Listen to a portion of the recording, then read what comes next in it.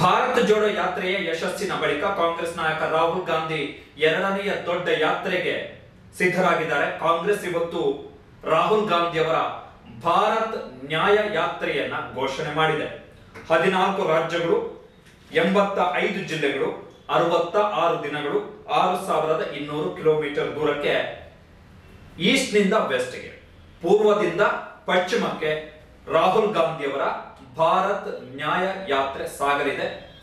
ರಾಹುಲ್ ಗಾಂಧಿ ಅವರ ಮೊದಲನೆಯ ಪಾದಯಾತ್ರೆಗೆ ಕಾಂಗ್ರೆಸ್ ಭಾರತ್ ಜೋಡೋ ಯಾತ್ರೆ ಅಂತ ಹೇಳಿ ಹೆಸರನ್ನ ಇಟ್ಟಿತ್ತು. ಈಗ ಎರಡನೆಯ ಯಾತ್ರೆಗೆ ಭಾರತ್ ನ್ಯಾಯ ಯಾತ್ರೆ ಅಂತ ಹೇಳಿ ಹೆಸರನ್ನ ಇಟ್ಟಿದೆ. ಮಣಿಪುರ, ನಾಗಾಲ್ಯಾಂಡ್, ಅಸ್ಸಾಂ, ಮೇಘಾಲಯ, ಪಶ್ಚಿಮ ಬಂಗಾಳ, ಬಿಹಾರ, ಒಡಿಸ್ಸಾ, ಛತ್ತೀಸ್ಗಢ, ಉತ್ತರ ಪ್ರದೇಶ, ಮಧ್ಯಪ್ರದೇಶ, ರಾಜಸ್ಥಾನ, ಗುಜರಾತ್, ಮಹಾರಾಷ್ಟ್ರ ಈ 14 ರಾಜ್ಯಗಳಲ್ಲಿ ರಾಹುಲ್ ಗಾಂಧಿ ಅವರ ಭಾರತ್ ನ್ಯಾಯ ಯಾತ್ರೆ ಸಾಗಲಿದೆ. ಈ 14 ರಾಜ್ಯಗಳ ಒಟ್ಟು ಲೋಕಸಭಾ ಕ್ಷೇತ್ರಗಳ ಸಂಖ್ಯೆ 355. ಹಿಂದಿ ಬೆಲ್ಟ್ ರಾಜ್ಯಗಳು ಬಹುತೇಕ ಎಲ್ಲವೂ ಕೂಡ ಹಿಂದಿ ಬೆಲ್ಟ್ ರಾಜ್ಯಗಳು. ಮಣಿಪುರದಲ್ಲಿ 2 ಲೋಕಸಭಾ ಕ್ಷೇತ್ರ, ನಾಗಾಲ್ಯಾಂಡ್ 1, ಅಸ್ಸಾಂ 14, ಮೇಘಾಲಯ 2, ಪಶ್ಚಿಮ ಬಂಗಾಳ 42, ಬಿಹಾರ 40, ಒಡಿಸ್ಸಾ 21, ಛತ್ತೀಸ್ಗಢ 11, ಉತ್ತರ ಪ್ರದೇಶ 80, ಮಧ್ಯಪ್ರದೇಶ 29, ರಾಜಸ್ಥಾನ 25, ಗುಜರಾತ್ 26, ಮಹಾರಾಷ್ಟ್ರ 48, ಜಾರ್ಖಂಡ್ 14. ಸೊ 355 ಲೋಕಸಭಾ ಕ್ಷೇತ್ರಗಳು. ಭಾರತ್ ಜೋಡೋ ಯಾತ್ರೆ ಬಹುತೇಕ ದಕ್ಷಿಣ ಭಾಗದ ಕಡೆಗೆ ಮಾತ್ರ ಹೆಚ್ಚು ಸೀಮಿತವಾಗಿತ್ತು.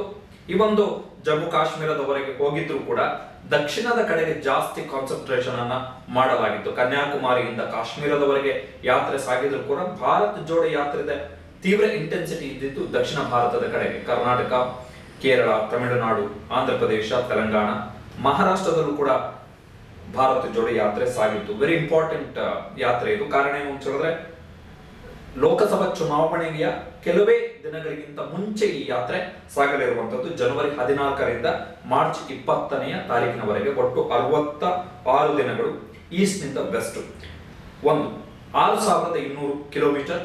ಜೊತೆಗೆ ಈ ಯಾತ್ರೆಯಲ್ಲಿ ಈ ಬಾರಿ ಸ್ವಲ್ಪ ಭಿನ್ನ ಪ್ರಯೋಗವನ್ನು ಕಾಂಗ್ರೆಸ್ ಮಾಡ್ಲಿಕ್ಕಿದೆ. ಏನು ಅಂತ ಹೇಳಿದ್ರೆ ಪಾದಯಾತ್ರೆಯ ಜೊತೆಗೆ ಬಸ್ನ ಮುಖಾಂತರ ಕೂಡ ರಾಹುಲ್ ಗಾಂಧಿ ಅವರು ಯಾತ್ರೆಯನ್ನು ಮಾಡಲಿದ್ದಾರೆ. ಏಪ್ರಿಲ್ ಆರಂಭದಲ್ಲಿ ಬಹುಶಃ ಲೋಕಸಭಾ ಚುನಾವಣೆಯ ಘೋಷಣೆ ಆಗಲಿರುವ ಹಿನ್ನೆಲೆಯಲ್ಲಿ ಏಪ್ರಿಲ್ ಆರಂಭದಲ್ಲಿ ಅದಕ್ಕಿಂತ ಮುಂಚೆಯೇ ಭಾರತ್ ನ್ಯಾಯ ಯಾತ್ರೆಯ ಮುಖಾಂತರ ಹೊಸ ಪರ್ಸೆಪ್ಷನ್ ಅನ್ನು ಬಿಲ್ಡ್ ಮಾಡುವಂತಹ ಪ್ರಯತ್ನವನ್ನ ಕಾಂಗ್ರೆಸ್ ಮಾಡಲಿದೆ.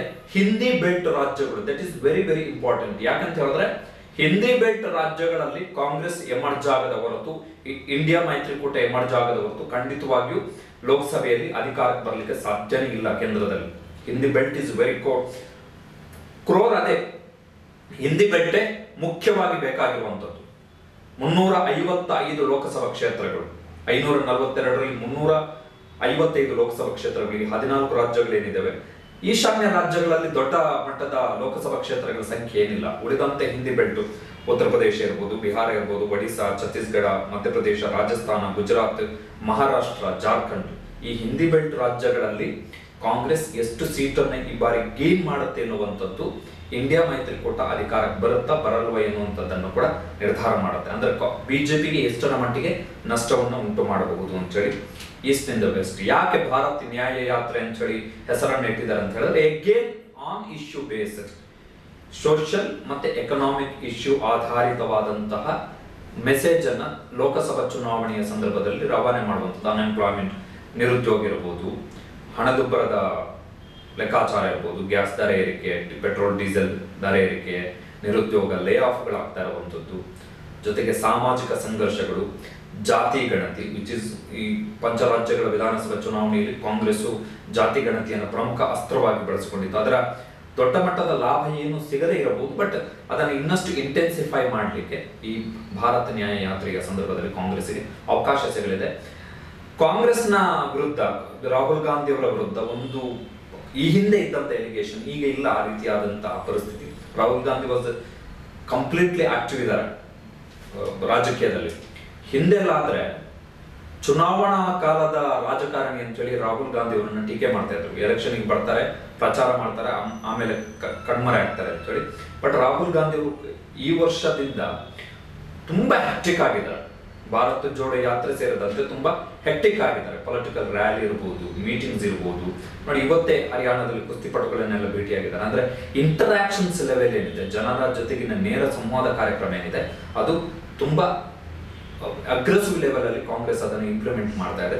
ಸೊ ಆ ಹಿನ್ನೆಲೆಯಲ್ಲಿ ಭಾರತ್ ನ್ಯಾಯ ಯಾತ್ರೆ ಲೋಕಸಭಾ ಚುನಾವಣೆಯ ಸಂದರ್ಭಕ್ಕೆ ಅತ್ಯಂತ ಮಹತ್ವದ ಬೆಳವಣಿಗೆ, ಮಹತ್ವದ ಹೆಜ್ಜೆ. ಒಂದು ಹಂತದ ಲೋಕಸಭಾ ಚುನಾವಣಾ ಪ್ರಚಾರದ ಮೊದಲ ಹಂತವನ್ನ ಕಾಂಗ್ರೆಸ್ ಮುಗಿಸ್ತಾ ಇದೆ ಅಂತ ಹೇಳಿದ್ರು ಕೂಡ ತಪ್ಪೇನಿಲ್ಲ. ಭಾರತ್ ನ್ಯಾಯ ಯಾತ್ರೆಯ ಮುಖಾಂತರ 355 ಲೋಕಸಭಾ ಕ್ಷೇತ್ರಗಳಲ್ಲಿ